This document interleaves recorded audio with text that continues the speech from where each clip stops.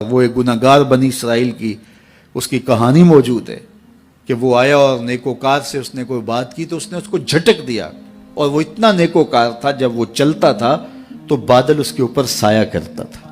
اللہ نے اس کو اتنا نوازا ہوا تھا، لیکن گناہگار کو دیکھ کر کے اس کے اندر نفرت کے جذبات پیدا ہوئے۔ اس نے کہا میرے سے بات نہ کر، پیچھے ہٹ جا۔ اللہ اکبر۔ تو وہ بیچارہ بڑا رویا کہ مالک میں اتنا گناہگار ہوں کہ تیرے پاک بندے مجھے اپنے پاس بٹھانے کے لیے بھی تیار نہیں۔ دل ٹوٹا، شکستگی پیدا ہوئی۔ کہا لیکن مالک تیری مرضی، اور واپس پلٹا۔ لیکن جب واپس پلٹا تو وہ بادل کا سایہ جو اس نیکوکار پہ تھا، وہ سایہ اس گناہگار کے سر پہ آ گیا۔ تو وہ کرم نوازی جس پہ فرما دے، اس کے سارے بندے ہیں۔ تو اللہ کو جو ہے وہ تکبر کی نیکی نہیں، وہ گناہ جس کے بعد عجز پیدا ہو، اللہ کو وہ پسند ہے۔ وہ گناہ جس کے بعد توبہ کے جذبات ابھرے، بندے کو شرمندگی کا احساس ہو۔ تو مت ایسے بنے کہ 4 نمازیں پڑھ لیں تو سب بے نمازیوں کو حقیر جاننے لگ جائیں، تھوڑا سا کام کر لیں، صدقہ و خیرات کر لیں تو باقی مالداروں کو حقیر جانے لگے۔ آپ کو دین کے کام کی توفیق مل گئی ہے تو آپ دین کے ٹھیکیدار بن کے بیٹھ جائیں کہ میں اتنا بڑا جلسہ کروایا، اب میرے علاوہ تو کوئی یہاں مسلمان نہیں رہتا، میں ہی سب سے بڑا عاشق رسول ہوں، میں ہی سب سے بڑا مسلمان ہوں۔ نہ، ایسا نہ کیجئے۔ اللہ نے آپ کو توفیق دی، آپ نے لوگوں کو دعوت دی، پتہ نہیں کس آنے والے پہ کتنا کرم ہوا ہے۔ یہ تو ان کی رحمتیں ہیں، وہ جس پہ چاہے جیسے چاہیں برس جائیں۔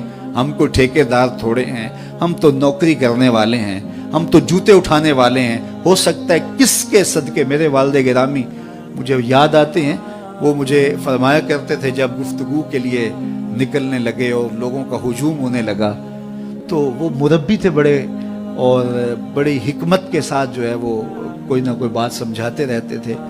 تو ایک دن فرمانے لگے کہ ایک خطیب تھا، بظاہر اچھا خطاب کرتا لیکن اندر سے وہ اتنا اچھا نہیں تھا۔ تو جب وہ فوت ہو گیا تو وہ بخشا گیا، تو اس نے اللہ سے کہا کہ میرے مالک، میرا تو کوئی عمل ہی نہیں ہے کہ میری بخشش ہوگی اور میری مغفرت ہو گئی۔ تو فرمایا کہ ہاں ہم تجھے جانتے ہیں، لیکن ایک دن تو کہیں واز کر رہا تھا، میرا ایک بندہ بیٹھا تھا، اس کو پسند آ گیا، میں نے اس کے صدقے تیری مغفرت فرمائی۔ اٹھ فریدا ستیا تے میلا ویکھن جا، اٹھ فریدا ستیا تے میلا ویکھن جا، وت کوئی بخشیا مل جاوے تے تو ہی بخشیا جا۔ تو پتہ نہیں کس کے صدقے سے اللہ رحمتوں کا نزول فرماتا ہے۔ بے عمل کو دیکھ کر کے اس سے نفرت نہیں ہے، نفرت تو گناہ سے ہے، گناہگار سے نہیں ہے، لیکن کوشش کی جائے کہ یہ عمل بد چھوڑ دے۔ اللہ اکبر۔ ایک جنازہ گزرا اور وہ جنازہ کسی غیر مسلم کا تھا، تو چشمان رحمت میں آنسو آ گئے۔ تو صحابہ نے پوچھا کہ حضور یہ یہودی ہے یا عیسائی ہے؟ کوئی اس کا جو مذہب تھا وہ بتایا۔ تو فرمایا کہ مجھے اس بات پہ افسوس آیا کہ یہ اسلام نہیں لا سکا اور کفر کی حالت میں مر گیا، تو اگر یہ اسلام لاتا اور جو ہے وہ جنت کی راہوں کا مسافر ہوتا تو کتنا اچھا۔ یہ اس کے ساتھ بھی ہمدردی ہے۔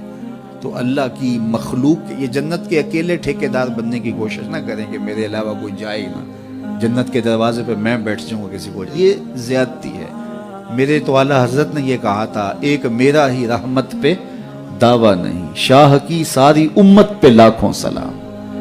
تو اس لیے امت سازی کی ایک تو کوشش کریے، اپنے اندر باہمی چھوٹے چھوٹے نزاع اختلاف، یہ انسانی فطرت ہے، انسان کے اندر طبائع کے اندر اختلاف ہے، ترجیحات کے اندر جو ہے وہ اختلاف ہے، اپنے اپنے مزاج کے اندر تفاوت ہوتا ہے۔ تو ایسا نہ ہو کہ چھوٹی چھوٹی باتوں سے آپ جو ہے وہ امت کو پھاڑ چیر کے رکھ دیں، نہیں، بلکہ امت کا جو تصور ہے اس کو قائم رہنا چاہیے۔ تو گناہ کے بعد جب انسان کے اندر ندامت کا اظہار ہوتا ہے، وہ جو آنسو ٹپکتے ہیں، بندہ اپنے آپ کو چھوٹا سمجھتا ہے، میں اتنا گناہگار، میں پاپی، میں مجرم، میں میلا اتھرو، جب وہ اپنے آپ کو دیکھتا ہے کہ میں اتنا برا شخص ہوں، تو پھر اللہ کی رحمتیں اس کے اوپر متوجہ ہوتی ہیں۔ تو اس کو پسند ہے کہ جب بندے اس کے حضور عاجزی کرتے ہیں، اس کے حضور معافی مانگتے ہیں، تو مت کسی کو حقیر جاننا کہ یہ گناہگار ہے، نہ جانے اس کا انجام کیا ہو۔ کتنے گناہگار ان کا آخر اچھا ہو جاتا ہے، کتنے نیکوکار ان کا آخر اچھا نہیں ہوتا۔ انما الاعمال بالخواتیم، وہ تھی تو فاحشہ عورت لیکن ایک کام کیا کہ ایک کتے کو پانی پلا دیا، اپنے دوپٹے سے جوتا باندھ کر کنویں میں لٹکایا اور اس کو پانی پلا دیا۔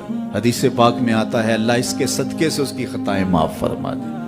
اور ایک نے بلی کو مار دیا خاتون کو، اور وہ جہنم کی آگ میں چلنے لگی۔ اس لیے کون کس کا انجام کیا ہوتا ہے؟ ہمارے بزرگ فرماتے ہیں کہ بچے سے پیار کرو کہ اس کے گناہ کم ہیں، اور بڑے سے پیار کرو اس کی نیکیاں زیادہ ہیں، اس کی نیکیاں زیادہ ہیں۔ چھوٹے سے اس لیے پیار کہ اس کے گناہ کم ہوں گے، اور بڑے سے اس لیے پیار کہ اس کی نیکیاں زیادہ ہوں گی۔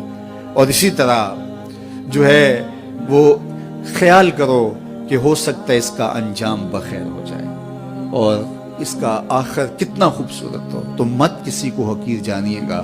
ایک میرا ہی رحمت پہ دعویٰ نہیں، شاہ کی ساری امت پہ لاکھوں سلام۔ تو حضور کی امت سے پیار کرو، مخلوق خدا کو جوڑنے کی کوشش کرو۔ اور آقا کریم علیہ الصلوۃ والسلام نے یہ جو امت کا تصور دیا اور کہاں کہاں سے لا کے کہاں کہاں کے افراد کو ایک گروہ میں، ایک جماعت میں اور ایک امت کے اندر پرویا، ایک لڑی کے اندر پرویا۔ اس امت کو امت ہی رہنے دیا جائے۔ اللہ مجھے آپ کو اپنی پناہوں کا حصار عطا کرے۔